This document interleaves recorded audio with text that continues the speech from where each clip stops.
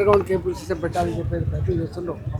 మాటలకే పరిమితమైన తప్ప అది చేతుల్లోనే పూర్తి కాలేదు. ఏది ఏమైనప్పటికీ హైదరాబాద్ నగరంలో అనేక దరఖాస్తులు వస్తూ ఉంటాయి. ఎమ్మెల్యేలకు కానీ మాకు కానీ వస్తూ ఉంటాయి. సరే ఇది మా ఇండ్ల మీదకి వెళ్ళిపోయింది లైన్, గాలిదోమనం వచ్చినప్పుడు అవి తగిలినప్పుడు మిరుగులు పడతా ఉన్నాయి. మా పిల్లలు బిల్డింగ్ మీదకి ఎక్కాలంటే ఎక్కడ షాప్ ఎక్కడ వైర్ తగిలి చచ్చిపోతారనే భయం ఉన్నది. ట్రాన్స్ఫార్మర్లు కూడా కిందికి ఉంటాయి, దాని చుట్టూ ఫెన్సింగ్ ఉండదు, సేఫ్టీ ఉండదు. మా పిల్లలు ఎక్కడ పట్టుకుని చచ్చిపోతారు. ఇలాంటి అన్నీ విపరీతంగా వస్తూ ఉంటాయి. ఎన్ని చేసినప్పటికి కూడా మళ్ళీ కాంప్లైంట్స్ వస్తూ ఉంటాయి. కరెంట్ అధికారులతో కూడా, ఎస్పీడీసీఎల్ అధికారులతో కూడా మాట్లాడతాం. ఇద్దరం మాట్లాడి మరి వాళ్ళు ఏం చేస్తారో చూస్తాం. గతంలో కూడా వైర్లు కింద పడ్డాయని చెప్తున్నారు సార్.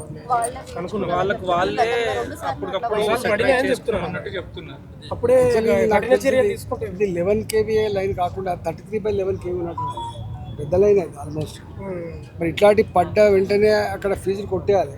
మరి ఎందుకు ఇది జరిగిందో పోలీసులు ఆల్రెడీ ఎంక్వైరీ చేస్తున్నారు. మేము కూడా కరెంట్ అధికారులతో మాట్లాడి ఈ కారణాలను అన్వేషించుకొని ఫర్దర్గా ఇట్లాంటి జరగకుండా చూసుకోవాల్సిన అక్కడ ఉందని. ఇప్పుడు వాళ్ళకి శిథిలాలే మిగిలినాయి సార్. వాళ్ళ బతుకుదేరు మొత్తం శిథిలాలే మిగిలిపోయినాయి. మీ వంత సహకారం ఏమన్నా? తప్పకుండా. నేను ఇంతకుముందు చెప్పాను కదా, రెవెన్యూ అధికారులతో మాట్లాడతాం, కరెంట్ అధికారులతో మాట్లాడతాం. వాళ్ళ పరంగా ఒక సాయం చేయించే ప్రయత్నం చేస్తాం. సాటి మనుషులేం కదా, ఒకరు ఏడుస్తూ ఉంటే ఒకరు బాధపడుతూ ఉంటే చూసి తట్టుకుంటాం కాదు. మా ఎమ్మెల్యే గారు కానీ నేను కానీ తప్పకుండా కొంత మాట్లాడి వాళ్ళ సహాయం అందించే ప్రయత్నం చేస్తాం. ఎట్లా చూస్తారు? మీ వంతు సాయంగా ఎటువంటి సహకారం? ఇది చాలా బాధాకరమైన విషయం. మరి గత చాలా సంవత్సరాలుగా ఇక్కడ పేదలు నివాసం అంటే ఇక్కడ ఒక చిన్న చిరు వ్యాపారాలతో ప్రారంభం చేసుకొని పేద మధ్యతరగతి కుటుంబాలకు అందుబాటులో ఉండే విధంగా ఇక్కడ చిన్నగా ఫర్నిచర్ రిపేర్ చేసుకుంటాం. ముందుగా ఏంటంటే రిపేరింగ్గా స్టార్ట్ అయినారు అంతా కూడా. ఇట్లా చిన్నగా పెట్టుకొని ఒక సముదాయంగా ఏర్పడి మరి ఇక్కడ చిన్న మార్కెట్గా అయితే మనం హైదరాబాద్ నగరంలో పాత నగరంలో చూస్తూ ఉంటాం.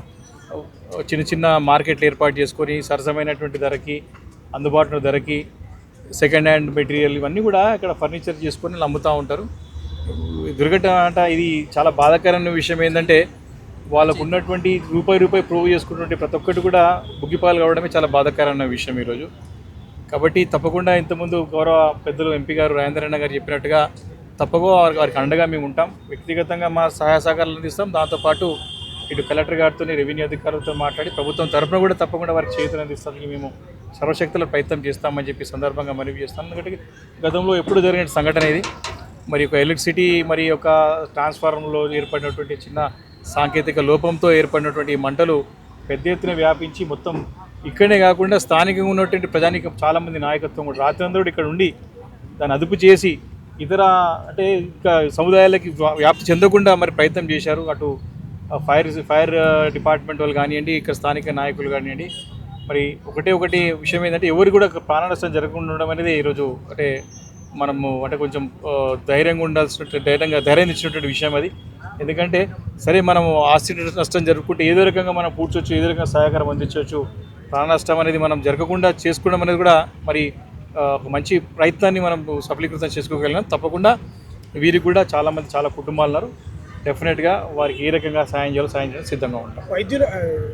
విద్యుత్ ఉద్యోగుల నిర్లక్ష్యం కనిపిస్తూ ఉంటా సార్. చెప్తున్నారు ఇప్పుడు తప్పకుండా గతంలో ఇప్పుడు మనకు ఉన్నటువంటి సిస్టంలో చాలా ఫాస్ట్గా వేగవంతంగా అభివృద్ధి చెందిన ప్రాంతంలో ఈ ప్రగతి నగర్, నిజాంపేట్, బాచ్పల్లి.